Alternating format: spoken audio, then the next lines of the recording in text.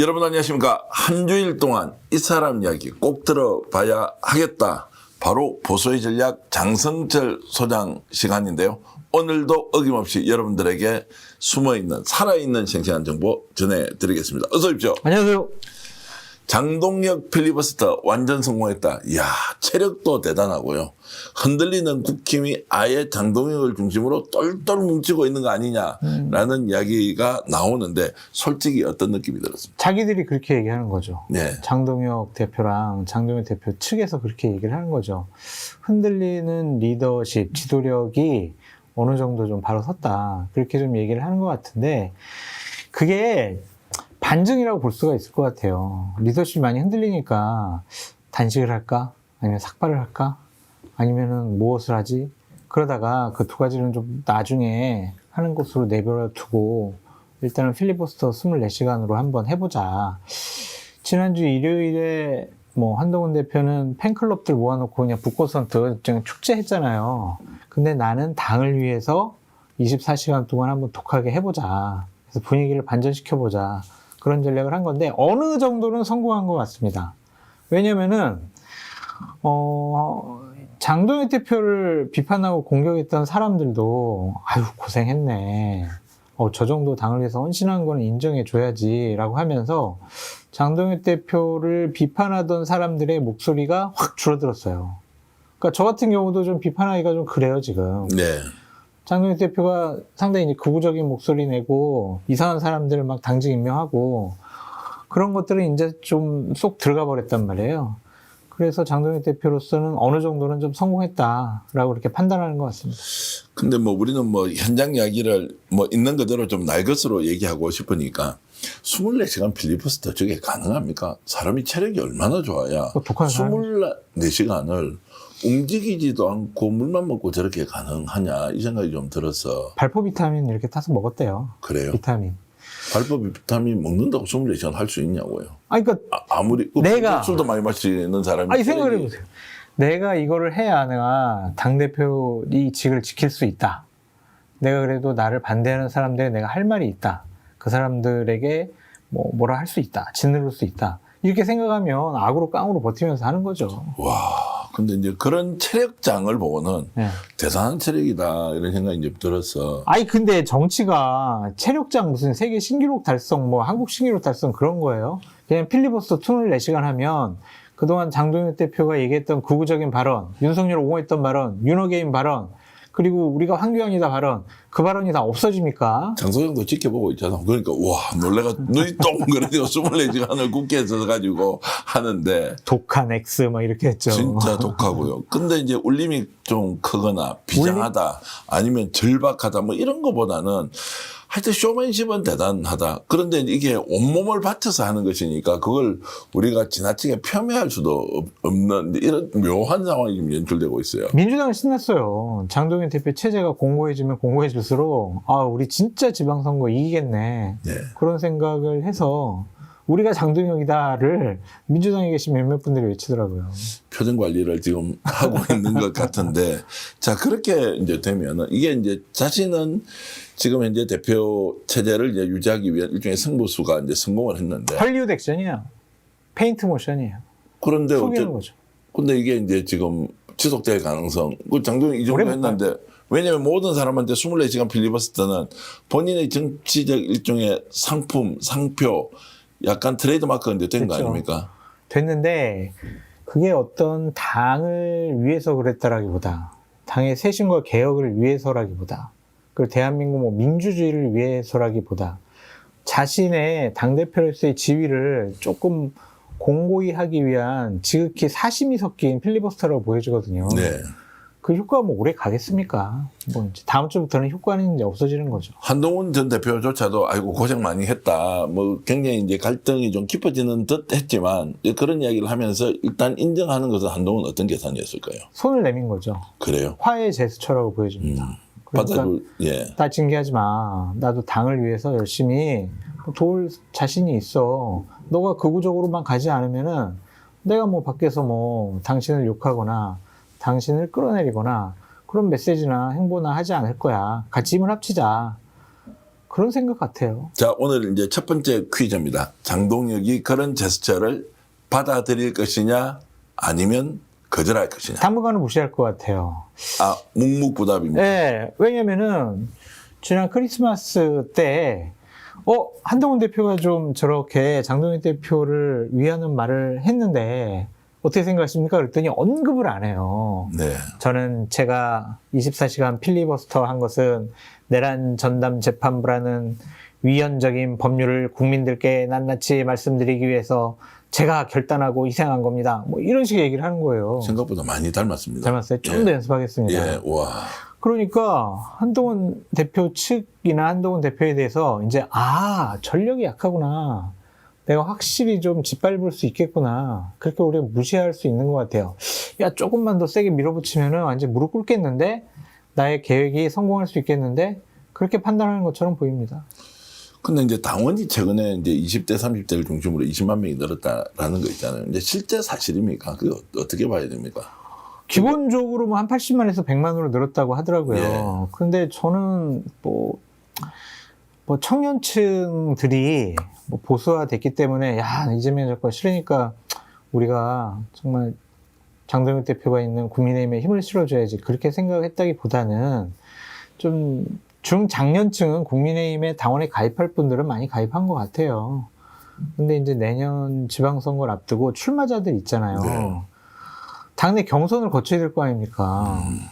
그러면은 책임당원을 많이 확보하는 게 중요하잖아요. 그래서 적극적으로 책임당원을 전국적으로 많이 모집한 결과가 아니냐 그런 생각이 듭니다. 지금 국힘 당원 당규는 어떻게 되어 있습니까? 언제까지 당원으로 등록을 해놓으면 또 당비를 뭐 1,000원 이상 내면 3개월 정도로 돼 있죠. 3개월 그러면 아직까지 계속 당원 모집이 이제 이루어지고 있겠네요. 그렇죠.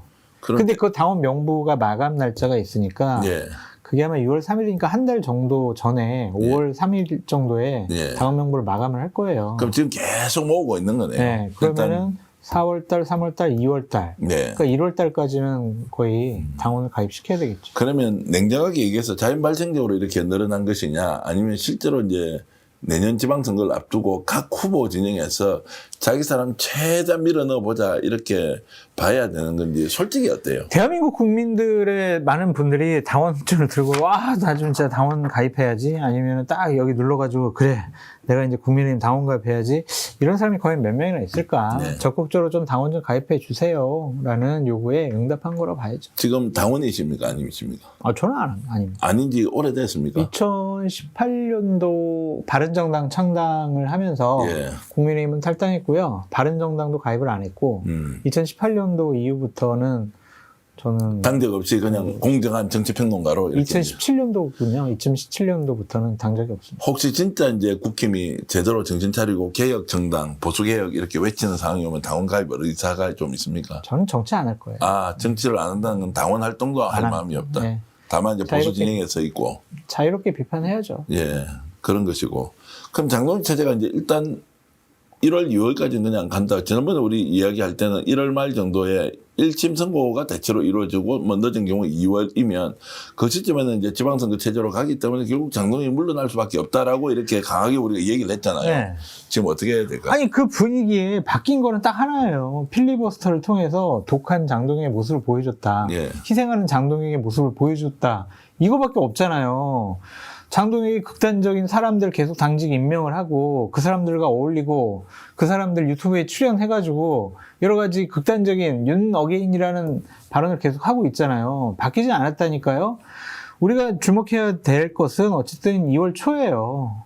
윤건희 부부, 김영현, 한덕수에 대한 1심 선고가 나왔을 때 과연 장동혁이 어떠한 메시지와 행보를 할 거냐, 윤어게인과 거리 둘 거냐, 아니면 우리가 윤어게인과 함께 그 당원들과 함께 조원진, 황교안, 정광훈, 전한길 우리 편과 함께 이번 지방선거 치르겠다. 그러면 이제 그 자리를 지키지 못할 가능성이 높죠. 근데 그래도 우리가 지방선거 하기 위해서는 유승민, 한동훈 뭐 이런 사람들과 손잡아야 됩니다. 이렇게 하면은 생명 연장의 꿈은 이루어질 수 있죠. 자, 생명 연장의 꿈을 구체적으로 밝혔을 때 지금 주변에 둘러싸고 있는 그 구도는 어떻게 할 것 같아요? 예를 들어 전한길, 정강훈 같은 사람은 어떻게 지금 장동혁 예를 들어 고성국 씨 같은 경우에 지금 친윤이었는데도 다른 얘기를 하는 사람들은 무조건 배신자로 지금 번일방송에서 막 공격을 하고 있거든요. 네. 그 사람들은 공격하겠죠. 장동혁도 배신자가 되는 거예요. 왜냐하면 그 사람들은 그 극단적인 주장에 동조하는 국민의힘 당원이나 지지자들 그 기반 하에서 본인 밥벌이도 하고 조회수를 늘려가고 있잖아요. 만약 거기서 그래요. 장동혁 뭐 한동훈 대표 쪽이나 합리적인 상식적인 국회의원들 그런 사람과 똑같은 메시지를 장동혁이 내면은 그러면 장동혁은 배신자가 아닌데 이 사람들만 배신자라고 할 수가 있어요? 그러면 고성국 너도 배신자다 이제 이럴 건데. 그렇게 되면 누가 그러면 당을 주도합니까? 그쪽에서 보면 소위 말하는 이제 극우 채널 쪽에서 보면 누구를 내세워서 그럼 유지 운영을 합니까? 모르겠습니다. 김민수를 내세워서 그러면은 지방선거를 그 욕만 하겠죠. 일단은 그래야 이제 조회수도 늘어나고 돈벌이도 되니까 장동혁도 이제는 못 믿겠다. 장동혁도 배신자다. 이런 식의 얘기를 계속 하겠죠. 그 답이 없다는 거잖아.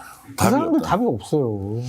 야, 정말로 국힘은 참 골머리 아프겠다 싶은데 장동혁 카드로 지방선거 하면 민주당은 좋아하겠다. 뭐 이런 것은 저뿐만 아니라 절대 다수가 그런 얘기를 하거든요. 근데 생각을 해보세요. 아무리 조금 뭐 윤석열, 윤건희 이 사람들과 거리두기 한다고 하지만 그 뭐 전한길 씨, 정광훈 씨, 조원진, 황교안 이 사람들 버릴 수 있을 것 같아요. 못 버려요. 네. 그 사람들과 같이 할 거란 말이에요. 그러면 장동혁 체제가 상당히 이상한 체제가 될 수가 있겠죠. 네. 그러니까 흔들릴 수밖에 없죠.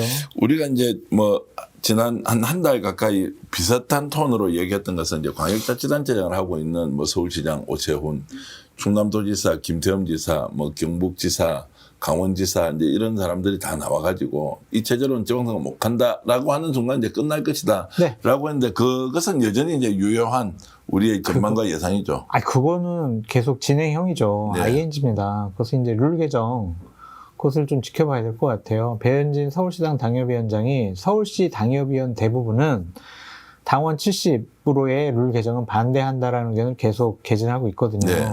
근데 그것을 무시하고 7대3으로 장동혁 대표가 한번 해봐요.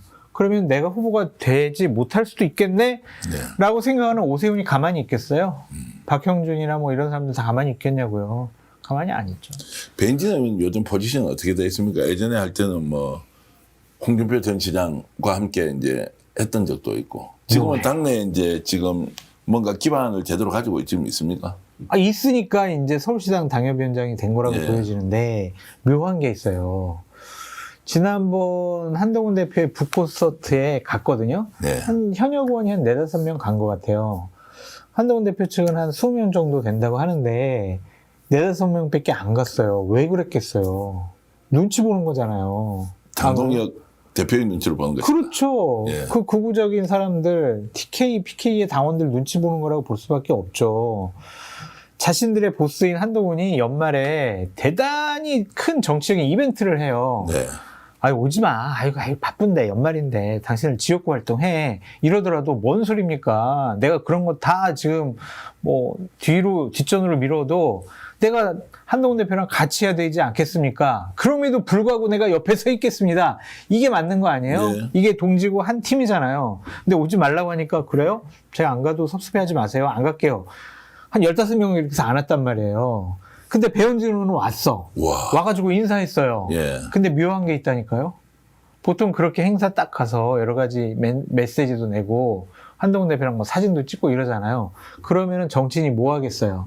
본인 페북에다가 자랑을 해요. 안 해요. 안 올렸어. 어떤 의미입니까? 가긴 갔으나 자랑은 하지 않는다. 빌미는 잡히지 않겠다. 아, 그 예의는 갖추되. 네. 그럼 약간 양다리 전법. 공식적인 사진도 없어요. 아, 없어요? 없어요. 그냥 박정훈 의원도 똑같아요. 거기 가서도 막 해가지고 우리 한동훈을 지킵시다. 한동훈을 지도자로 만드시다. 도토리 한동훈 막 이랬는데 페북에다는 거기서 나가서 한 메시지, 사진, 동영상 안 올려요. 누구 갔습니까? 배인진 의원, 박정훈 의원. 그다음에 정성국 의원 간 정성국 거 의원. 같고 우재준 의원 간 거 같고 예. 그 정도인 것 같아요. 당협위원장은 또 몇 명 간 거 예. 같고 제가 아는 정도 그 정도. 지금 그러면 정성국 의원은 부산이 지역구 아닌가요? 부산진 아닌가? 아니죠. 경북 아닌가? 아니, 이제 부산 쪽이고, 정성 앞으로. 우재준 의원은 이제 대구 북구고, 그러네. 뭐 이렇게 돼 있는데, 어쨌든 이제 이런 분들은 그래도 이제 갔지만 남은 15명 이쪽 저쪽 눈치 본다고 안 갔다. 뭐 진짜 뭐 지역에서 일요일이었으니까 네. 지역에서 정말 꼭 빠지면 안 되는 그런 일정이 있었을 수도 있겠죠. 근데 자기네 보스가 저렇게 어려운 상황이, 진짜 어려운 상황이잖아요. 그리고 한동훈 팬들이 다 모여 있단 말이에요. 근데 거기에 안 갔다? 이거는 정치적으로 눈치 본다, 양다리 걸친다, 이렇게 우리가 볼 수도 있죠. 어떻습니까? 이제 날이 거듭할수록 한동훈 전 대표에게 기회가 오고 있다, 아니면 여전히 한계가 있다, 뭐 메시지 이런 거 보면 저로서는 잘 정서적으로 이해가 잘 안 되던데. 일단은 손을 내밀었잖아요. 예. 그것은 이제 장동혁 대표에게 공을 던진 거라고 봐요. 내가 너를 끌어내려고 하거나 내가 너를 공격하는 거 아니다. 그런데도 불구하고 당신이 단계 시판 문제 가지고 나를 징계하거나, 내년도 지방선거나 재보궐선거가 벌어졌는데 나 출마하지 못하도록 하거나 아니면 완전 배제시키거나 그런 거 한번 지켜보겠어. 그런 상황인 것 같습니다. 근데 대단히 좀 유화적인 모습으로 바뀐 것 같다, 그런 생각이 드네요. 그게 이제 어떠한 정무적인 판단인지 아니면은 좀 위축된 건지, 그건 좀 시간이 지나서 판단해 봐야 될 것 같아요. 한 발 떨어져서 딱 쳐다보면 더 열심히 싸워야 됩니까? 아니면 갑자기 손을 내밀고 뭐 고생했습니다라고 하는 것이 결과적으로 더 좋겠느냐? 이건 어떻게 보세요? 싸워야죠. 싸워야 되는 거 맞죠? 싸워야죠. 논쟁을 해야 되는 거. 네. 피해를 보더라도 설사 징계를 받더라도 네. 싸워서 이기면 징계는 뭐 언제라도 회복할 수 있는 거 아니에요? 왜냐면 네. 명분이 한동훈한테 있잖아요. 네. 당이 이렇게 가면 안 됩니다. 당이 이렇게 극단적인 주장하는 사람들한테 끌려다니면 우리 지방선거 집니다. 2028년 총선 집니다. 보다 더 국민 속으로, 보다 더 중도 쪽으로, 왼쪽으로 우리 운동장을 넓혀야 됩니다. 그래야 이깁니다. 틀린 말이 아니잖아요. 그래서 겁먹은 거 아니냐? 아니면 벌써부터 이거 이러다가 내 정치 못할 수도 있겠는데, 특히 단계 있지 않습니까? 이거 제대로 한번 까발려 버리자 하면 막 가족들이 쓴 게 나올 수도 있잖아요. 그것도 뭐 문제라고 생각하는 것인지, 뭐 그거보다는 본인 스스로 현재 상황의 처지가 상당히 곤궁하다. 그래서 스스로 위축된 것이 아닌가, 그렇게도 보여지고, 제가 이제 한동훈 대표 만나도 계속 이제 건의했던 게 뭐냐면, 무조건 배지 달아라. 예. 딴 거 다 필요 없다. 정치인이 배지를 못 다는 순간 그거는 산송장이다. 네. 물고 나서서라도 배지를 달아야 된다. 내년도 6월 달에 지방선거 때 재보궐선거 지역이 몇 군데 나올 거 아니에요. 거기서 당의 공천을 받아서 배지를 다는데 내가 모든 노력을 다해야 되겠다라고 판단했을 수도 있죠. 그래서 지금 손을 내밀고 유화적인 제스처를 취한 것이 아닌가. 크리스마스 날 아침날 한동훈계의 핵심적인 의원 중에 한 명인 한지아 의원이 SBS 라디오 인터뷰를 했어요. 거기서 장동혁 대표에 대해서 상당히 칭찬을 하고 한지하까지 이제 나서. 우호적인 얘기를 했어요. 무슨 얘기까지 했냐면 네. 장동혁 대표는 대단히 따뜻한 분입니다. 이렇게 얘기를 해요. 따뜻하다고 얘기를 해요. 다 집단으로 투항하는 거. 그러니까 투항이라고 할 수도 있고, 표현을 이제 좀 당이 어려운 상황이기도 하고 예. 지방선거 이겨야 되니까 힘을 합치자라는 그러한 모욕력 있는 모습이 아니냐라고 볼 수 있죠. 예로부터요. 강자는 약자한테 쓸 수 있는 게 친교, 맞습니다. 프렌드십 뭐 이렇게 하잖아요. 맞습니다.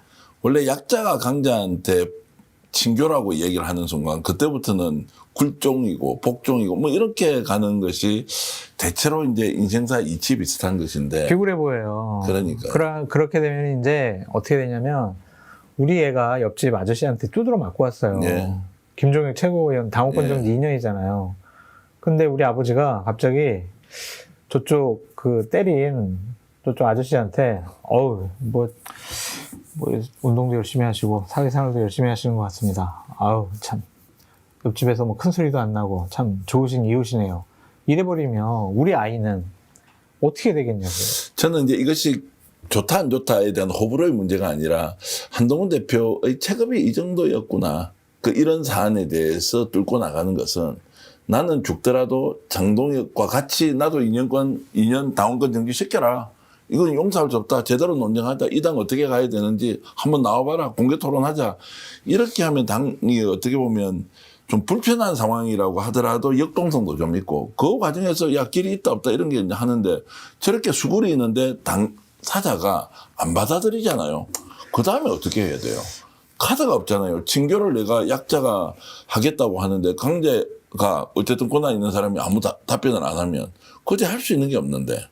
전쟁이 벌어졌어요. 근데 우리 소대장들이 막 나가서 싸우고 몇몇 소대장들은 다치고 죽었단 말이에요. 네. 근데 사령관이 갑자기 잠깐 야 저쪽 사령관 지금 뭐 멋있네. 지금 저쪽 사령관 지금 고생하고 있으니까 우리 잠깐만 싸움 중지. 그러면은 그 사령관이나 지도자를 믿고 소대장이나 소대원들이 과연 싸울 의지가 있을까? 한동훈 대표 옆에 있는 지금 정무적 조력자 뭐 누군지 혹시 아십니까? 컨설팅 회사가 있어요. 아니면 뭐 정치인 중에서 예를 들면 장동희 대표 옆에 뭐 저녁마다 이제 술 한잔씩 하는 그런 아주 참모 그룹들이 든든한 사람이 두 사람 있다 그러는데. 실무자 그룹이 있는 것 같고요. 예.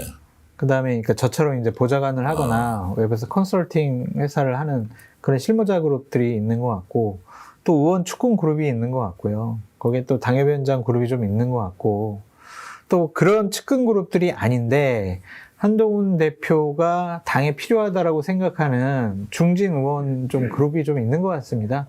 그래서 그런 사람들 여러 가지 얘기를 듣고 본인이 좀 결정하는 것이 아닌가라고 보여지는데 한동훈 대표에 대해서 이제 좀 우호적으로 현재의 화해 제스처를 해석을 하자면 당에 있는 여러 사람들이 한 대표, 당신 이번에 조금 화해 제스처 하면 우리가 당신 복귀할 수 있도록 장동혁 대표도 좀 설득하고 우리가 분위기도 좀 만들어 갈게.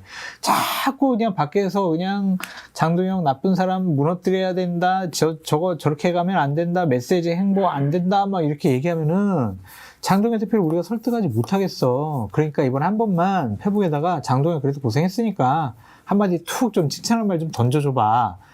이렇게 얘기를 주고받았는지 이건 우리가 알 수가 없어요. 네.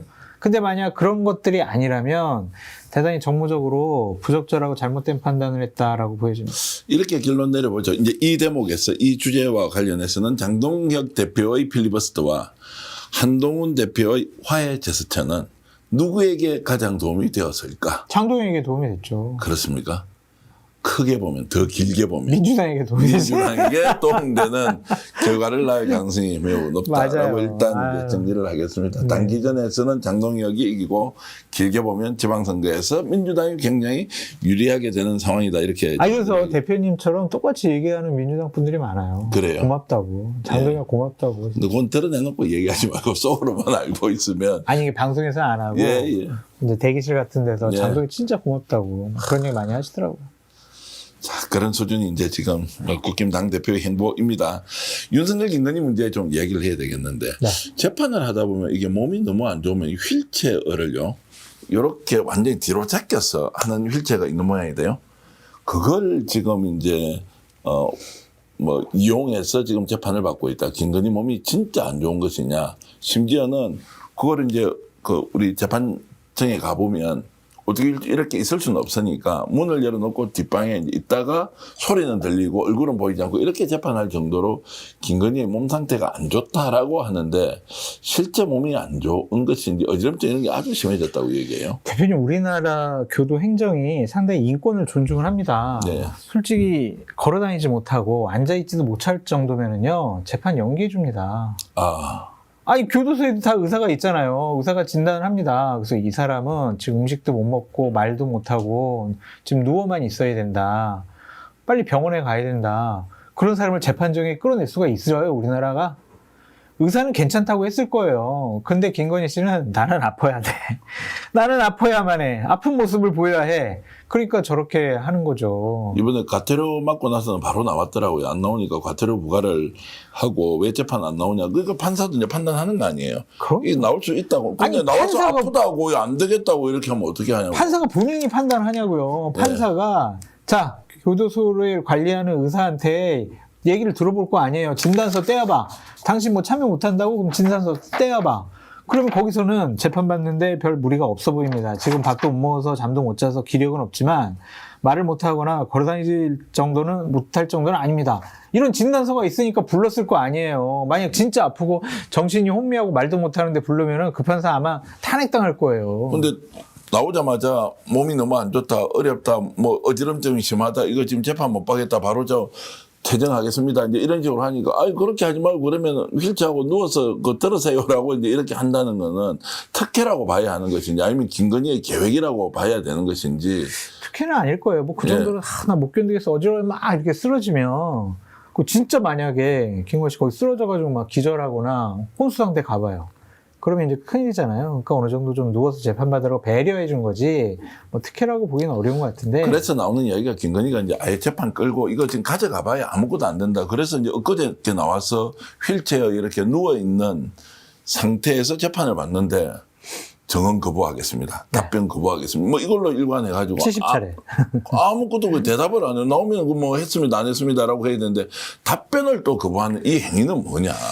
답변을 하게 되면 본인에게 좀 불리하지 않을까 그런 생각도 들고 이제 또 자포자기하는 면도 있을 것 같아요. 아니, 답변을 안 하면 그게 본인에게 불리한 거 아닌가요? 아니 근데 여러 가지 답변을 하게 되면은 재질문이 들어갈 거 아니에요. 예. 그러면은 거기서 본인의 저지른 죄는 본인이 제일 잘 알지만 그거를 사실관계대로 얘기하지 않으면 또 여러 가지 위증죄로도 뭐 처벌될 수 있는 거 아니에요? 그러니까 인정을 가중처벌이잖아. 하는 건 아니야. 그러니까 이제 나름대로 작전을 써서 뭐 대답을 안 한다는 것인데 그게 결과적으로 본인의 형량을 또는 범죄 사실을 없애는 데 도움이 되겠죠. 저는 아무리 생각해도 법정에 나와서 거부한다는 것은 불리한 요소 때문에 할 텐데 그것은 거꾸로 얘기하면 그 범죄 혐의를 인정하는 거하고 똑같은 것이어서 판사 그렇게 판단하겠죠. 그렇게 할 것 같아요. 그런데 이게 이제 재판 전략도 잘못된 거 아니냐라는 이야기를 하고 싶은 거죠. 아니면 아닌 대로 뭐 하면 돌아가든지 아니면 맞습니다라고 하면서 선처를 구해야 될 거 아니에요.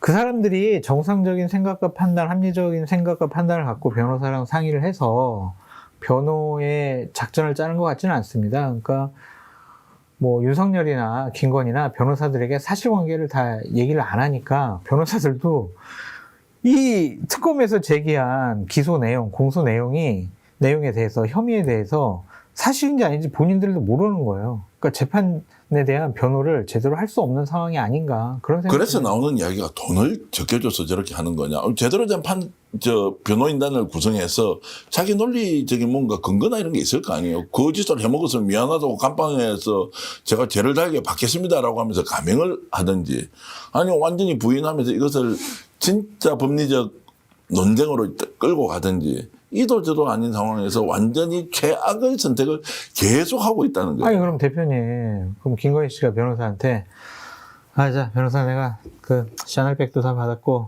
반클리프 그것도 다 받았고 명태균 씨랑 해가지고 내가 그냥 공천 주라고 했고 그다음에 도이치모터스 그거 있잖아 주가 조작 사실은 내가 다 그냥 알고 다 했어. 그러니까 이거를 인정하는 상황에서 당신이 한번 변호해봐. 어느 변호사가 알겠습니다. 제 변호 잘 한번 작전 짜서 해보겠습니다. 이러겠냐고요. 네. 사실 자체를 얘기를 안 했을 것 같아요. 아니 그러니까 부인도 하지 않고 시인도 하지 않으니까 이거는 최악이다. 결과적으로는 중형이 불가피할 텐데 그러다 보니까 이준수 지금 이제 나와버렸잖아요. 얘는 뭐 얘라고 해서 미안합니다. 뭐 어쨌든 이 사람은 옷을 사복을 입고 올 수는 있는데 아예 그냥 뭐 감방 복장으로 바로 나와가지고 굳이 안 나와도 되는데 나와서 재판을 이제 받겠다 이렇게 해버렸다. 이게 무슨 의미냐. 다 불겠다라는 이야기가 지금 나오거든요. 그것 때문에 김건희는 엄청 쇼크를 먹고 있다라는 또 분석도 나옵니다. 그 당시에 보면은 도이치 여러 가지 주가 조작과 관련해서 김건희 씨 일을 봐줬다라는 좀 얘기도 있고 또 여러 가지 주식 용어를 써가면서 여러 가지로 뭐 조언도 하고 도움도 줬다라는 거가 있잖아요. 사생활 문제야 뭐 어쨌든 자기네들 둘 사이의 문제니까 그건 알 수가 없고 일단 우리가 제한된 정보를 갖고 뭐 판단하기는 어렵지만 이준수 씨 같은 경우도 만약에 김건희 씨와 관련된 여러 가지 문제를 사실대로 얘기를 하지 않으면 본인이 다 온팡 뒤집었을 수 있다라는 생각 때문에 본인의 형량을 좀 낮추는 차원에서는 적극적으로 진술할 가능성이 있죠. 두 가지가 이제 나올 수 있다는 거예요. 누가 이준수한테 정보를 제공해서 그 중요한 시기에 강남에서 잡으러 갔는데 도피를 할 수 있겠느냐. 정보를 줬을 거 아니에요. 김건희가 줬을까? 윤석열이 줬을까? 아니면 그 당시 검찰이? 아니, 그거 밝혀야 될 거 아니에요.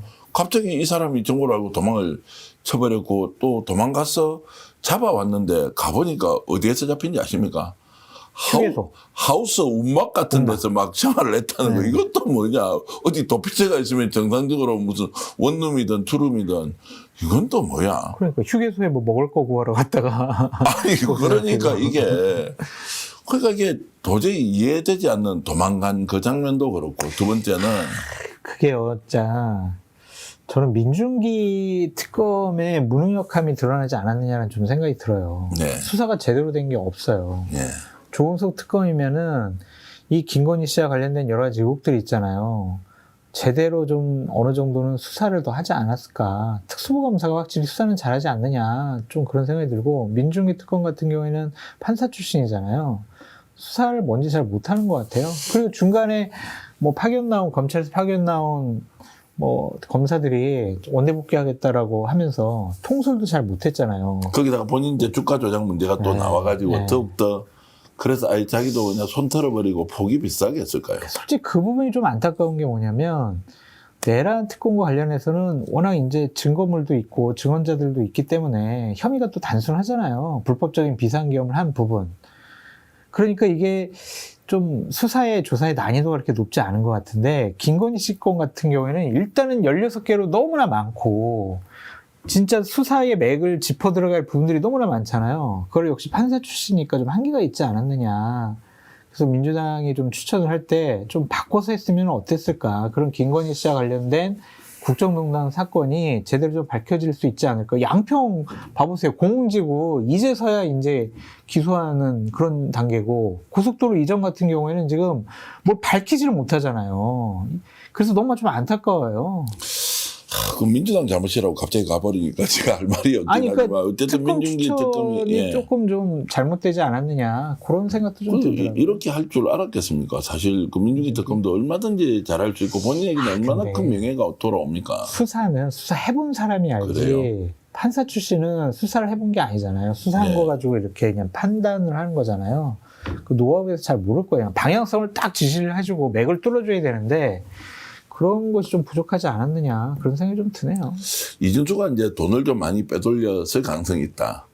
그리고 오히려 저수지 역할을 했다 또는 저수지 역할을 하다가 김건희한테 다시 다 권한을 이제 이양을 했거나 제3자로 넘겼을 수도 있다. 이제 이래서 이준수 입에 엄청 중요한 내용들이 나올 것이다. 그래서 김건희의 지금 정신 세계가 매우 혼미하거나 재판을 정상적으로 못 받는 이유는 이준수가 자기 살기 위해서 다 부는 순간 지금까지 보지 못했던 수없이 많은 이야기가 나올 것이다. 거기다가 이준수를 지금 압박하고 있는 것은 종합특검으로 가지 않습니까? 이제 판이 완전히 달라지잖아요. 그럼 자기 살기 위해서 어떻게 하겠습니까? 지금까지 나온 것은 오히려 빙산 일각이고 진짜 더 큰 거는 거기에서 나온다. 건진과 관련된 것도 나올 것이다. 건진도 적극적으로 진술하고 있으니까요. 그러니까요. 이제 이런저런 것들이 이제 김건희를 도저히 지금 현재 구형량 15년으로는 막을 수 없는 더 큰 것들이 나올 아니, 수 있다. 15년 짜잘한 거잖아요. 네. 주가 조작이라든지 뭐 공천 개입이라든지 아니면은 뭐 뇌물 받고 백 받고 목걸이 받고 그런 거잖아요. 국정농단 사건은 아직 지금 건들지도 못했습니다. 네. 그러니까 형량은 아마 더 많이 나올 거고, 여생을 감옥에서 계속 보내야 되지 않을까, 그런 생각이 드는데, 일단은 뭐 종합특검 가는 거 저는 뭐 그럴 수밖에 없다라는 좀 생각도 네. 들고, 국수본이 지금 너무 많은 일들을 또 하고 있어서 역량이 안 될 수도 있으니까, 또 검사들이 수사를 잘 하잖아요. 그래서 최고의 수사팀을 좀 꾸렸으면 좋겠어요, 이번에는. 오히려 종합특검 문제는 그 통일교 특검을 이제 야당이 주장하고 여당이 받는 형식을 취하면서 거기에 대해서 국민들이 약간 스트레스나 이런 거 별로 없이 오히려 3대 특검 잘못한 거 종합특검에서 한 번 더 해보자라는 여론도 굉장히 높더라고요. 그럼요, 뭐 다 해야죠. 그러면 이제 김건희와 관련된 부분은 더 많은 것이 나오면 당장 지금 이제 정치자금법으로 이제 56차례 2억 5천 뭐 700만 원 뭐 이렇게 금액은 좀 정확하지 않을 수 있는데 이렇게 해서 이제 아예 기소를 했지 않습니까? 이거는 진짜 이제 뇌물 사건하고 거의 비슷하게 정치자금법으로 이제 다루어지면 이거 심각한데. 입증을 해야 되겠죠. 그걸 얼마나 잘 입증할 수 있느냐 봐야 될 거는 같고, 특검은 원래 권력을 가진 사람들에 대한 조사잖아요. 네. 권력의 뭐 통제라든지 압력이라든지 눈치를 안 보고 독립적으로 공정하게 수사하기 위해서 특검을 하는 건데, 지금은 어쨌든 김건희나 윤석열이 권력자들은 아니잖아요. 특검하는 거는 맞지 않은데, 그래도 전 특수한 상황이기 때문에 특검을 통해서 밝히는 게 좀 맞다라는 좀 생각이 들고, 방금 말씀하신 그런 정치자금법 위반 혐의 같은 경우도 좀 제대로 의혹을 갖고 수사를 했으면 좋겠습니다. 희한한 게 명태균이 왜 지금 이제 좀 입국 다 이렇게 하면 참 좋겠는데 김건희 윤석열에 대해서 엄청 비판적으로 지금 페이스북에 글을 올리거든요. 한번 올리더라고요. 네, 저한테도 막 뭘 막 보내더라고요. 네. 뭐 저는 저한테만 보낸 줄 알았는데 다 뭐 보내는 것 한 같아요. 5,000명씩 보내는 것 같아요. 뭐 제 주변에 있는 사람 다 이제 받아보고 이제 이렇게 하던데 이런 명태균의 배신이라고 해야 됩니까? 아니면 뭐 진실 고백이라고 해야 됩니까? 뭐 거기에 대해서는 제가 뭐 가타부터 하고 싶은 마음이 없는데 김건희 쪽에서 보면 명태균이 지금 어떻게 느껴지겠습니까? 인생 무상 이런 겁니까? 세상에 믿을 놈 하나도 없다 뭐 이렇게 가나요? 건진도 막 본인을 욕을 하잖아요. 예. 근데 명태균 씨도 김건희, 윤석열에 대한 뭐 우호적인 얘기는 안 하잖아요. 예. 배신감 많이 느끼겠죠. 근데 사실- 그것도 업보다라는 생각이 들어요. 왜 그런 사람들하고 국정을 상의하고 운영을 했냐고요. 본인들 죄값 받아야죠. 그러니까. 요즘 제가 드는 생각은 김건희에 대해서 그렇게 다 이제 낮춰서 봤던 거예요. 그 윤석열이 가지고 있는 권력을 자기 것처럼 쓸 때는 그 앞에서 그냥 조아리고 이렇게 하면서 그냥 떡고미라도 좀 먹어보려고 했던 자들이 속으로는 김건희는 아무것도 아니야. 그냥 뭐 초현실, 뭐 어디 가서 굿, 무당 뭐 이런 데 지금 빠져 있는 그 진짜 이제 뭐 장삼이사 같은 사람으로 생각하면서 낮춰봤겠죠. 천박하다고 생각했을 거예요. 그러니까 속으로. 네, 네. 그래 겉으로는 막 이렇게 아리가또 고자이마스 하다가 속으로는 다 아닌 건데 요즘 하는 꼴을 보니까 정말로 이 사람과 상대했다는 것 자체에 대한 수치심 이런 것들이 많이 와 있지 않느냐. 그렇지 않으면 김건희에 대해서 굳이 하지 않아야 될 말을 왜 나와서 수사에 대한 결정적인 증거도 아닌데 김건희, 윤석열을 저렇게 이제 까발리는지 저는 이해를 잘 못하겠어요. 그때는- 아니 한때는 쥐가 도움도 받았던 거 아니에요. 그렇죠. 그러니까 그런 사람들을 뭐 그런 사람들의 얘기도 들어주고 그런 사람들과 함께 여러 가지 일들을 했던 김건희 씨가 이제 업보를 받는 것이다라는 좀 생각이 드는데 그 건진이나 명태균 씨도 김건희 족보도 없는 인간이 결혼 네. 잘해가지고 남편이 검찰총장 대통령 됐다고 야 진짜 별걸 다 하네 꼴값 떠네 그런 생각도 좀 하지 않았을까 싶어요. 그러니까 이제 행동이 저렇게 나올 수밖에 없다 생각이 들고요. 윤한홍 의원 지난번에 이제 만났다고 했지만 윤한홍 의원도 여전히 이제 윤석열 쪽에서 보면 최측근 중에 측근인데 지금 아예 다른 길로 이제 가고 있고 윤석열 비상계엄 잘못됐다고 이야기하고 이런 것도 제가 보기에는 정치도 이상으로 이런 사람 입 다물고 있어야 되는데 입 다물거나 아니면은 본인 반성부터 해야죠. 네. 사과 발언부터 해야죠. 제가 한때는 윤핵관으로서 윤석열 대통령의 국정 운영에 여러 가지 잘못된 부분 바로잡으려는 노력 못했던 거, 부족했던 거 제가 먼저 반성을 합니다. 그 얘기부터 깔고 가야죠. 그러니까 다 비슷한 사람이라는 생각 들기도 하고 한편으로는 야 이런 게 정치냐라고 했을 때 우리처럼 좀 그래도 상식 수준에서 생각하는 사람은 이해하기 어렵다는 거고 조지호 전 경찰청장이 네. 이제 법정에 나와서 부인을 데리고 왔어요. 오. 그래서 이제 실내 동행 뭐 이렇게 오. 법정 용어가 있더라고요. 그렇게 해서 나왔는데 여기에서 이제 윤석열하고 공방을 벌이고 뭐 본인도 책임 회피적 발언을 해서 제가 그걸 약간 옹호했다가 욕 엄청 들었고요. 어쨌든 본인 좋은 쪽으로 얘기하는데 윤석열이 시켜서 끌어내라고 했다라고 하는데 윤석열 끝까지 아니다라고 하면서 건강이 상당히 안 좋잖아요.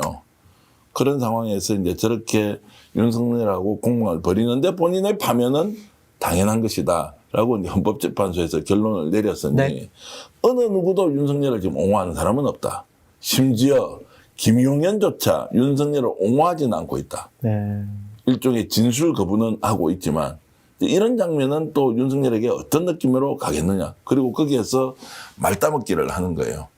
근데 그 말 안 했잖아. 뭐 끌어내라고 했는데요. 뭐 이렇게 지금 공방을 벌이는 윤석열의 수준은 또 이게 뭐냐. 조지호 전 경찰청장이 아니 당신이 담당하는 의원들 다 체포하라고 그랬잖아요. 막 계속 증언을 하잖아요.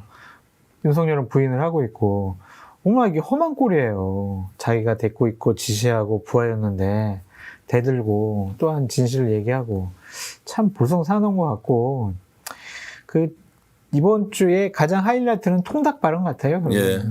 윤석열이 비상계엄 하는데 말이야 저기 민주당이 우리 주임원사들 사병들 말이야 통닭 싸주려고 하는 그 예산까지 다 깎아버리고 그게 맞습니까?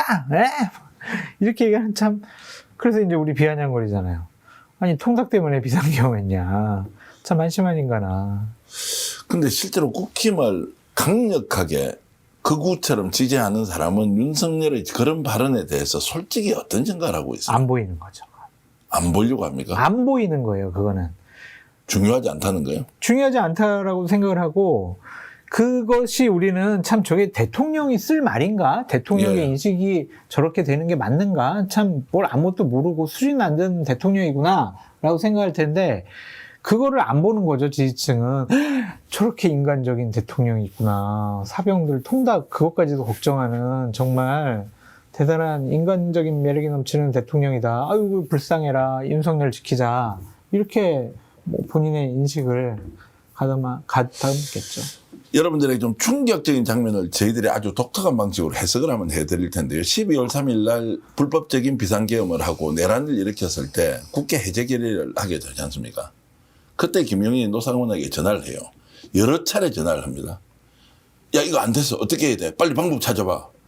아니, 이 인간은 그렇게 실패했으면 지가 죽을 각오하고 반란을 일으켰는데 그 생각 안 하고, 야, 이거 지금 윤석열 지금 탄핵되면 안 되니까 그 방법 찾고, 그리고 그 과정에서 한동훈이 어떤 역할을 하고 권력 이양해주고, 이거를 다 노트에 지금 기록한 게 지금 발견이 됐고, 언론에서 지금 단독 보도를 하고 있어요. MBC에서. 이렇게 비루할 수가 있습니까? 간신이죠. 김영 같은 사람은. 나쁜 놈이 이런 나쁜 놈이 있냐고. 정말 저 사람은 윤석열보다 더 나쁜 사람이다. 예. 그런 생각이 좀 듭니다. 안 된다고 했어야죠. 그런 일을 하면 안 된다고. 근데 정진석 비서실장이 나와서 여러 가지 증언을 했잖아요. 김영현 당신 책임질 수 있어? 역사에 책임질 수 있어? 그랬더니 그래야죠. 막 이랬다라는 거잖아요. 결국에는 김용현이 윤석열을 망친 장본인이 아닌가 그런 생각이 듭니다. 저는 그 뒤에 본인이 부인하고 나는 한 적 없다고 감방에 잡혀가고 뭐 군사법원에서 또는 이제 내란 재판을 받고 하는 그 과정. 그래, 니 잘못했으니까 이제부터 법의 심판대에서 국민의 이름으로 준엄하게 자, 선고를 때릴 것이다.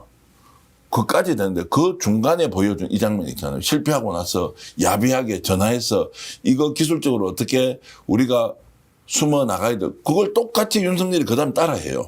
그럼 노상원이 지시를 거꾸로 했다는 거 아니에요? 그렇게 봐야죠. 전적으로 믿었고 거기에서 거의 불법적인 비상계엄을 설계한 것이 아닌가. 그러니까 김용인이 노상원에게 지금 야 비상계엄 실패했으니까 이거 어떻게 대통령 탄핵 안 되게 해야 되니까 국회에서 일단 막아야 돼. 그 작전. 한동훈에게 권한 위임을 해. 그리고 당시 한덕수 국무총리가 뭔가를 해서 우리가 국정 책임을 지겠다는 그 제도로 보장도 안 돼 있는 그 상황을 그 두 인간이 만들어 가지고 윤석열에게 시켰다는 거 아니에요. 그거 밝혀야 된다, 나는. 밝혀야죠. 아니, 그 내용을 보는 순간, 와. 근데 이것들은 본인들이 그거를 다 그냥 뭐 순순히 자백을 하겠습니까? 아니, 그러니까 메모만 남겨놨다고 주장하지만 그게 말이 안 되잖아요. 그 뒤에 그렇게 실제 이루어졌는데 그러면 얼마나 인간이 사악하냐 이 이야기를 제가 하고 싶은 거예요.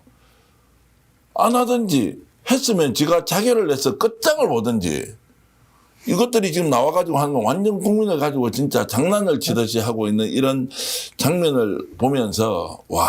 비겁한 사람들이기도 하고 그런 사람들을 그 자리에 앉힌 윤석열 사람 보는 눈 그것도 상당히 문제였다라는 생각이 들고 전반적으로 막 최근에 법정 나와서 하는 윤석열의 얘기를 들어보니까 야, 정말 어떻게 최소한의 공직도 구급 공무원도 못할 사람이었다 그런 생각까지 드는 거예요.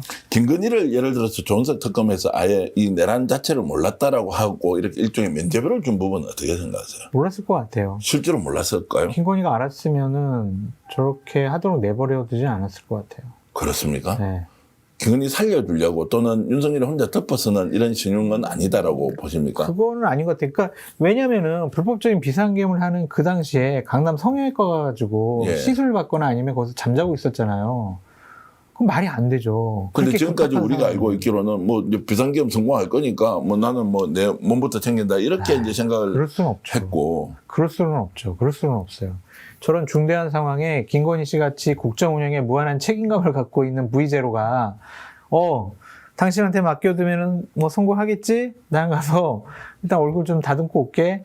아, 이거는 상상하기 어렵습니다. 와. 그리고 옆에 있는 많은 보좌진들이 증언을 했잖아요. 김건희는 알지 못했고 그런 회의에 참석도 안 했었고, 그거는 좀 믿어볼 만한 것 같습니다. 자, 그게 그러면은 우리가 일종의 신뢰 영역으로 간다고 하면 김건희가 그러면은 본인의 배우자인 윤석열이 이것과 관련해서 여러 가지 실제 진실을 밝히는 그 과정에서 오히려 국민들한테 뭐 사실 남남 비슷한 거 아닌가요? 부부라는 형식은 있지만 내용적으로 부부인지 아닌지 저는 잘 모르겠는데 그러면 그런 부분에서 본인이 죄를 조금이라도 경감하려면 법률적 조언을 받으면 오히려 이 사건 전체에 대해서 신랄하게 진실을 좀 밝혀주고 그러면서 본인이 좀 뭔가 경감받을 만한 특검이 다 그렇게 되어 있는 거 아니에요. 그런 계산은 안 하나? 이렇게 사업을 해봤던 여자가. 그렇게 뭐 양심적이거나 상식적인 생각을 할 사람들이었으면 저런 식의 행동들을 안 했겠죠.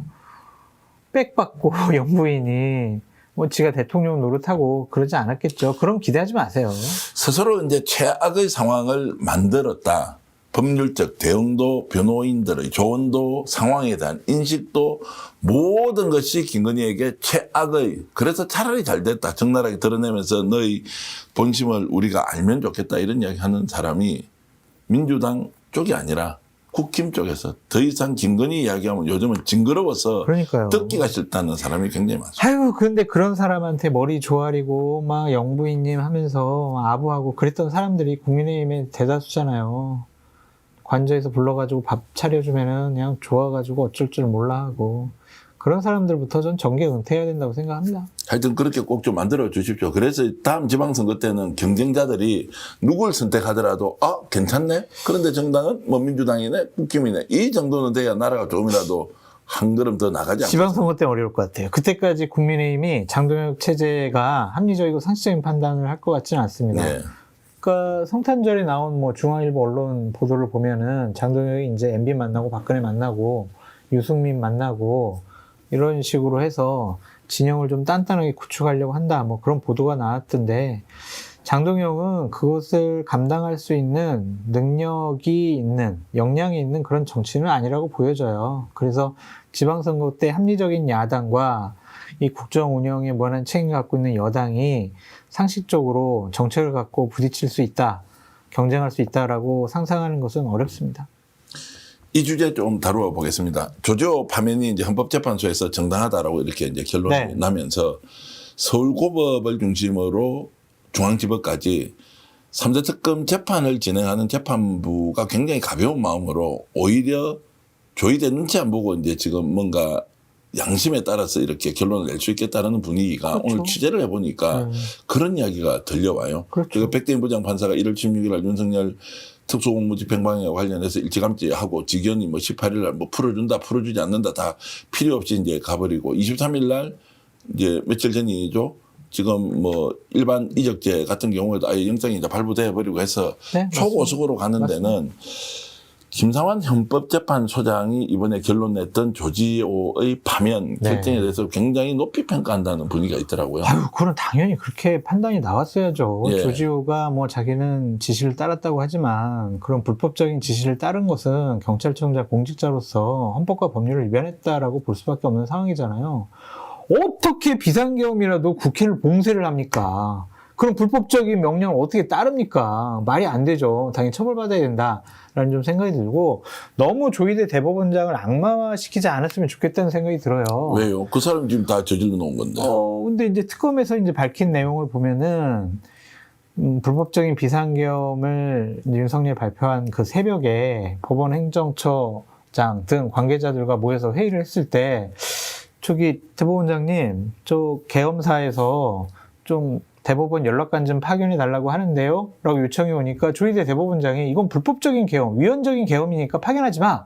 이렇게 이미 그 당시에 불법이라는 것을, 위헌적이라는 것을 인식하고 있었기 때문에 뭐 내란 동조 세력이라든지 이렇게 좀 판단하는 것은 좀 무리가 있지 않냐. 그런 생각이 좀 듭니다. 어떻게 대한민국 대법원장의 지 속마음을 국민들이 들어가서 그때 지가 입을 덮어서 어떤 생각을 했는지. 그러면 당장 그 시점에 바로 그 다음날 또는 그 며칠 사이에 얘기를 했어야 되죠. 사법부에서 정확하게 이것은 불법이고 위헌적이다 라고 했으면 이런 사회적 비용 낭비를 했겠습니까? 지금 대세가 기울고 판이 정리되고 더 이상 자기 사적 이익이나 욕망 때문에 정리할 수 없는 상황을 인지하고는 이 역시도 저는 비겁하게 이제 국민들 앞에서 마치 제가 옛날에 그 생각한 것처럼 아이고, 저는 하여튼 믿지 못하는데 장 소장님 의견은 제가 뭐 충분히 존중을 하겠고 제가 이제 김상환 너무 헌법재판 잘했다라는 건 아닙니다. 예, 네. 김상환 헌법재판 소장에 대해서 이제 얘기를 좀 하면 문영배 재판관 같은 경우에는 향판 출신이잖아요. 소위 말하는 서울에서 엘리트 코스를 밟았던 사람이라기보다는 그래서 그 당시에 굉장히 흔들리면서 이렇게 좀 힘들게 윤석열 파면을 이제 결정했지 않습니까? 김상환 이분은 보니까 소위 말하는 요직 엘리트 코스를 다 거쳤던 사람이고 2021년부터 2024년까지입니까? 법원행정처장도 했으니까 네. 대법관으로서 굉장히 그렇죠. 행정 업무에도 좀 네. 인정을 받는 그래서 이제 법원 안팎에서 상당히 존경을 받는 인물이다라는 것 때문에 이분이 조지호에 대한 파면 결정을 그 위헌이 아니다라고 이제 결론을 내리는 순간 사법부에 있는 이제 판사들이 굉장히 이제 자기 스스로 이제 좀 그 균형감 있게 이렇게 이제 재판에 임할 수 있다라고 해서 급속도로 확산이 된다는 거예요. 네. 그러니까 민심이 무서운 것이 아니라 사법부를 이끌고 가고 있는 누구 리더의 이런 판단이 오히려 재판부의 독립성을 보장하고 이 내란 사건과 관련된 부분을 어떻게 정리하는 것이 법리적으로 맞느냐 이런 쪽으로 가기 때문에 엄청 평가를 좋게 하더라고요. 네. 근데 이게 인민재판식이다 또는 뭐 민주당의 외압에 굴복한 것이다 이런 쪽과 전혀 이제 관계가 없는데 이 내용을 이제 시청자 여러분들께 김상환 헌법재판소장이 얼마나 잘했는지를 한번 좀 제가 이야기를 하고 싶어서 저는 진영과 이념과 뭐 정당 지지하는 정당 지역을 넘어서서 헌법재판소와 대법원이라는 사법기구에 대한 권위에 대한 존중은 있어야 되지 않느냐. 그 정도의 위치까지 가는 사람들이 국민의 상식과 합리적인 판단을 넘어선 헌법과 법률에 위배되는 아니면은 그것을 넘어선 비상식적인 판단을 한다라는 것은 좀 저는 믿기가 어려운 것 같고 만약 그랬다라면 우리나라는 정말 가망이 없는 거 아니겠어요? 네. 요즘 그래서 이제 보수 진영 또는 극우 세력들도 희한한 것을 제가 이제 목격을 뭐가 희한하세요? 아니 윤석열 억울하다고 얘기하는 사람이 거의 없어졌어요. 이재명 대통령 욕만 하고 재판 재개하라 막 이런 이야기는 하는데요. 그리고 민주당이 뭐 입법 폭거를 지금 뭐 자행하고 있다 이런 이야기는 하는데 윤석열 억울하니까 이거 풀어줘야 돼요. 김건희 너무 억울해요. 왜 이렇게 억울한 사람 감옥에 쳐넣고 있습니까? 뭐 이런 이야기 안 해요. 제정신입니까? 그런 얘기하면. 아니 돈 때문에 그거라도 해야 될 거 아니에요. 전에는 그렇다면서 윤석열 유튜버들은 그럴 수 있지만은 국민의힘에 있는 의원들은 그런 소리 하면 안 유튜버도 되죠. 그 이야기가 쏙 들어갔다고요. 오. 많이 들어갔어요. 이게 이제 안 먹힌다는 거예요. 네. 왜냐하면 양심의 티끌이 요만큼이라도 남아 있으면 윤석열 김건희가 국정농단 한 거 쳐다보면 그럼요. 그 동정심이 생기겠습니까?